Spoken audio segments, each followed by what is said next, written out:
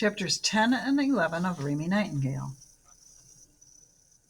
Mr. Stephanopoulos had fur on his toes and fur all down his back. He wore a silver whistle around his neck. Raymie didn't think he ever took that whistle off. Mr. Stephanopoulos was very passionate about people not drowning. Land is an afterthought, people. That was what Mr. Stephanopoulos said to all his Life-Saving 101 students. The world is made of water, and drowning is an ever-present danger. We must help each other. Let's be problem solvers together. Then Mr. Stephanopoulos would blow his whistle and throw Edgar in the water, and the life-saving lesson would begin. Edgar was the drowning dummy. He was 5 feet 3 inches tall. He was dressed in jeans and a checked button-down shirt. He had buttons for eyes, and his smile was drawn on with a red permanent marker. He was stuffed with cotton that never dried out properly, and there were stones sewn into his hands and feet and stomach so that he would sink. He smelled of mildew, a sweet, sad kind of smell. Mr. Stephanopoulos had made Edgar. He had designed him to drown. It seemed like a strange reason to be called into the world, to drown, to be saved, to drown again. It also seemed strange to Raymie that Edgar was doomed to smile through the whole thing. If she had made Edgar, she would have put a more quizzical look on his face. But in any case, Edgar and Mr. Stephanopoulos were both gone now. They had moved to North Carolina at the end of last summer. Raymie had seen them in the parking lot of the Tag and Bag grocery the day they left. All of Mr. Stephanopoulos' belongings were packed into his station wagon, and some things were even tied on top. Edgar was sitting in the back seat, staring straight ahead. He was smiling, of course. Mr. Stephanopoulos was just getting into the car. Raymie called out, "Goodbye, Mr. Stephanopoulos." "Raymie," he said, turning around. "Raymie Clark." He closed the door of the station wagon and walked toward her. He put his hand on her head. It was hot in the Tag and Bag parking lot. There were seagulls whirling and screeching, and Mr. Stephanopoulos' hand on top of her head was heavy and light at the same time. Mr. Stephanopoulos was wearing khaki pants and flip-flops. Raymie could see the fur on his feet, and the whistle was around his neck, and the sun reflected off of it and made the whistle into a little circle of light. It looked like something in the center of Mr. Stephanopoulos was on fire. The sun glinted off the abandoned grocery carts and made them beautiful. Magical, beautiful. Everything shimmered. The seagulls called out. Raymie thought that something wonderful was going to happen. But nothing happened, except that Mr. Stephanopoulos kept his hand on her head for what seemed a long time. And then he lifted his hand and squeezed her shoulder and said, "Goodbye, Raymie." Just that. Goodbye, Raymie. Why did those words matter so much? Raymie didn't know. Chapter 11. At home, after the very strange baton-twirling class, Raymie sat in her room with the door closed and worked on the Little Miss Central Florida Tire application. It was a 2-page mimeographed form, and it was obvious that Mr. Pitt, the owner of Central Florida Tire, had typed the form himself. He was not a very good typist. The application was full of errors, which for some reason made the whole enterprise, the contest and the hope that Raymie would win it, and the further hope of winning it would bring her father home, seemed dubious. The first question was in all capital letters. It said, "Do you want to become Little Miss Central Florida Tire 1975? There was no space for an answer to this question. Still, it was a question, and Raymie felt it would be best to answer it, since the application said, "Make sure you answer all questions." Raymie squeezed the word "yes" right after the question mark. She used all capital letters. She thought about adding an exclamation mark, but decided against it. Then she filled in her name, Raymie Clark, and her address, 1213 Borton Street, Lister, Florida. Then her age, 10.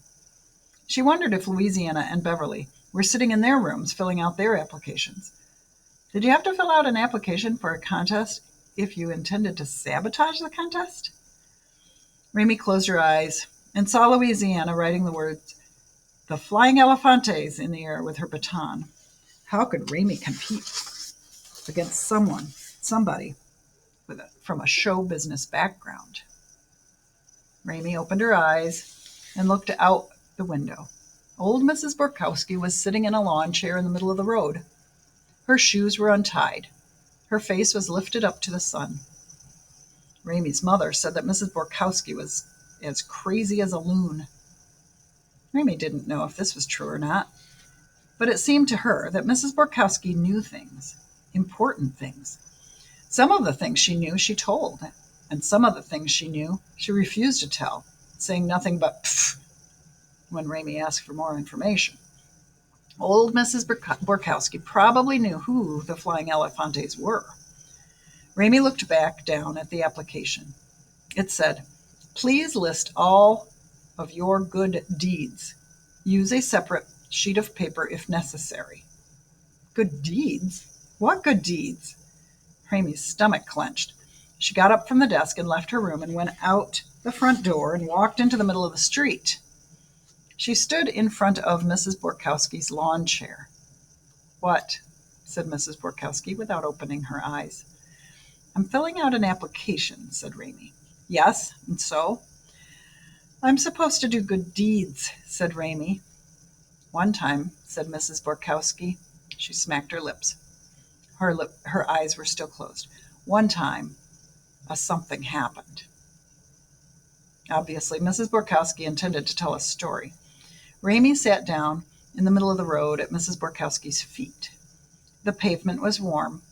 She looked at Mrs. Borkowski's untied shoes. Mrs. Borkowski never tied her shoes. She was too old to reach her feet. "One time something happened," said Mrs. Borkowski again. "I was on a boat at sea, and I saw a baby get snatched from his mother's arms by a bird, a gigantic seabird." "Is this a story about a good deed?" asked Raymie. "It was terrible how the mother screamed. But the mother got the baby back, right?" "From a gigantic seabird? Never," said Mrs. Borkowski. "Those gigantic seabirds, they keep what they take. Also, they steal buttons and hairpins." Mrs. Borkowski lowered her head and opened her eyes and looked at Raymie. She blinked. Mrs. Borkowski had very sad, extremely watery eyes. The wings of the seabird were huge. They looked like they belonged to an angel. So was the seabird actually an angel? Was it doing a good deed and saving the baby? Said Mrs. Borkowski.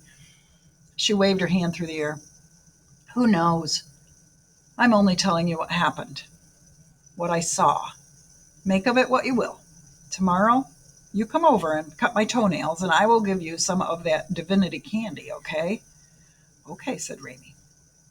Did cutting Mrs. Borkowski's toenails count as a good deed? Probably not. Mrs. Borkowski always gave Raymie candy in exchange for the toenail cutting. And if you got paid for something, it couldn't be a good deed. Mrs. Borkowski closed her eyes. She tilted her head back again. After a while, she started to snore. Miss Raymie got up and went into the house and into the kitchen. She picked up the phone and dialed her father's office. "Clark Family Insurance," said Mrs. Sylvester in her cartoon bird voice. "How may we protect you?" Raymie said nothing. Mrs. Sylvester cleared her throat. "Clark Family Insurance," she said again. "How may we protect you?" It was nice to hear Mrs. Sylvester again. "How may we protect you?" a second time. Actually, Raymie thought that she would like to hear Mrs. Sylvester ask the question several hundred times a day. It was such a friendly question. It was a question that promised good things. "Mrs. Sylvester," she said. "Yes, dear," said Mrs. Sylvester.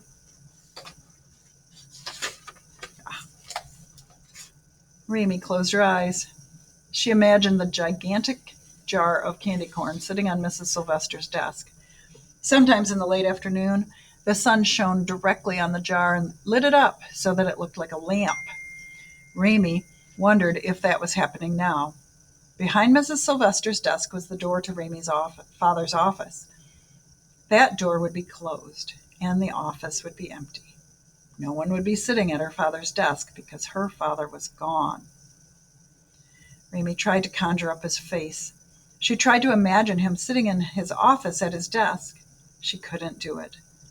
She felt a wave of panic. Her father had only been gone for 2 days, and she couldn't remember his face. She had to bring him back. She remembered why she was calling. "Mrs. Sylvester," she said, "you have to perform good deeds for the contest." "Oh, honey," said Mrs. Sylvester, "that is no problem at all. You just go down the street to the Golden Glen and offer to read to one of the residents. The elderly love to be read to." Did the elderly love to be read to? Raymie wasn't sure. Old Mrs. Borkowski was elderly, and what she always wanted Raymie to do was to clip her toenails. "How was your first baton twirling lesson?" asked Mrs. Sylvester. "It was interesting," said Raymie. An image of Louisiana Elefante falling to her knees flashed through her head. This image was followed by one of Beverly Topinski and her mother fighting over the baton in a cloud of gravel dust. "Isn't it exciting to be learning something new?" said Mrs. Sylvester. "Yes," said Raymie. "How's your mother doing, dear?" said Mrs. Sylvester. "She's sitting on the couch in the sunroom right now. She does that a lot. Mostly, that's what she does. She doesn't really do anything else. She just sits there." "Well," said Mrs. Sylvester. There was a long pause. "It will be fine. You'll see. We all do what we can do." "Okay," said Raymie. Louisiana's words floated through her head. "I'm too terrified to go on." Raymie didn't say the words out loud, but she felt them pass through her. And Mrs. Sylvester, kind, bird-voiced Mrs. Sylvester, must have felt them too, because she said, "You just select a suitable book for sharing, dear, and then go down to the Golden Glen. They will be very glad to see you there.